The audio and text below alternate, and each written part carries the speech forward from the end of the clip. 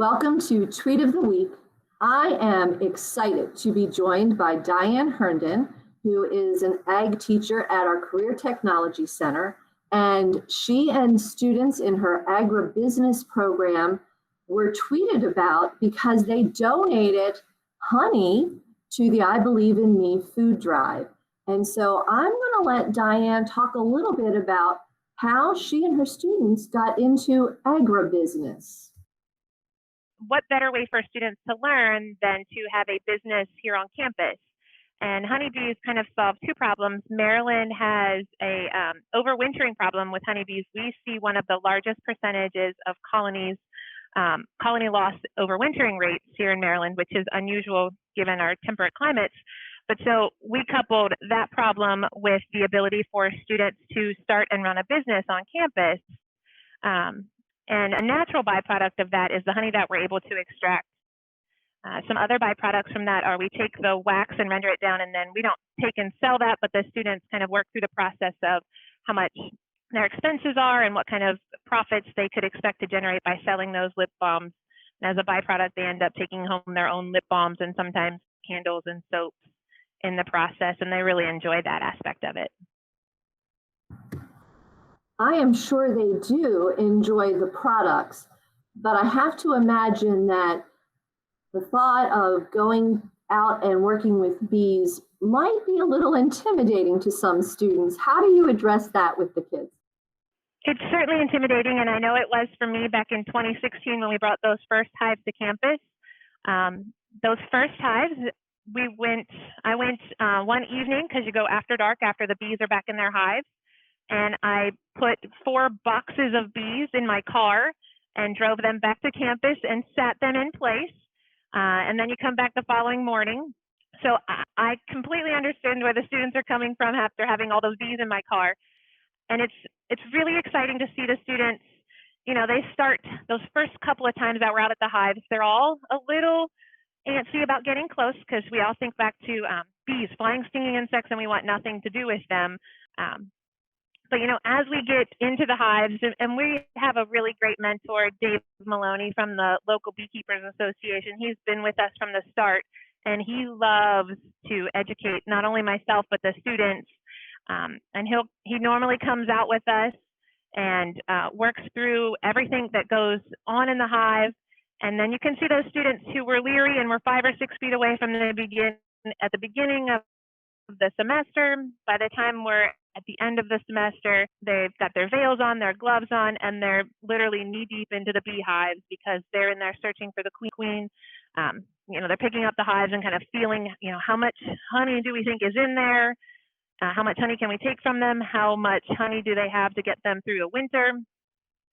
So it's just really exciting to see that growth in the students, and they've overcome our initial fear of flying, stinging insects.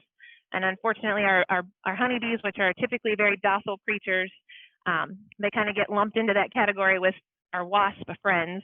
And so it's really encouraging to see them. And in fact, I have a young student who, for Christmas, he wanted honeybee hives.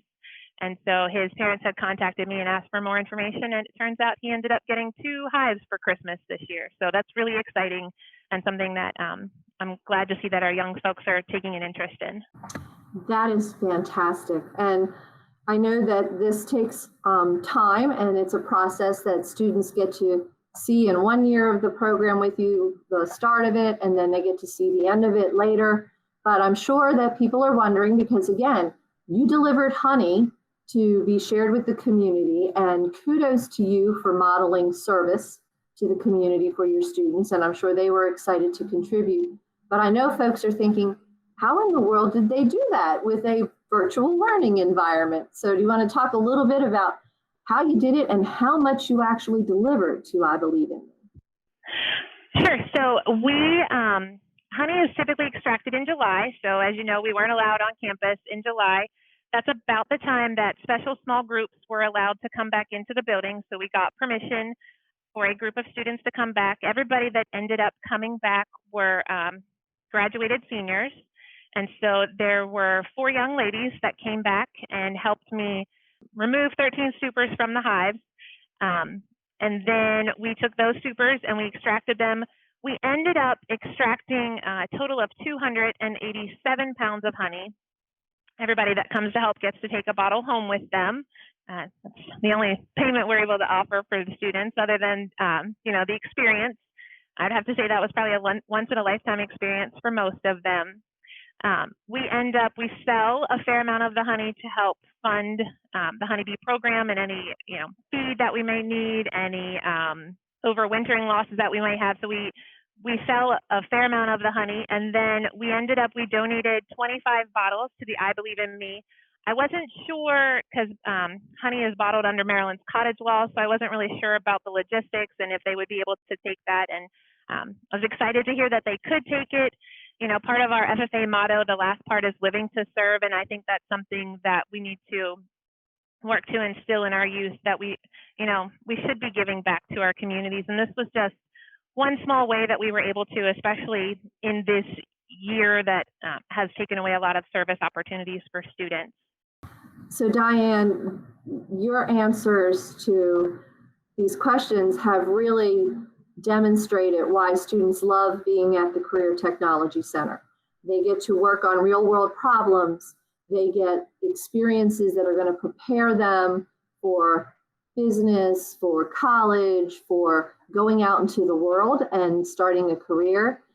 And they also continue to learn about the importance of being a community member who cares and serves. So I just cannot thank you enough for all that you do for our students.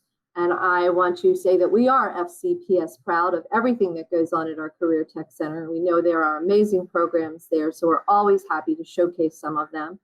And I want to thank you for making sure that we continue to tweet about these things. And I know Board President Young was one of the ones who tweeted about this, because again, I think it really helps when our community can see what our teachers and our students and our administrators are doing each and every day throughout the county. So thank you so much for all that you do.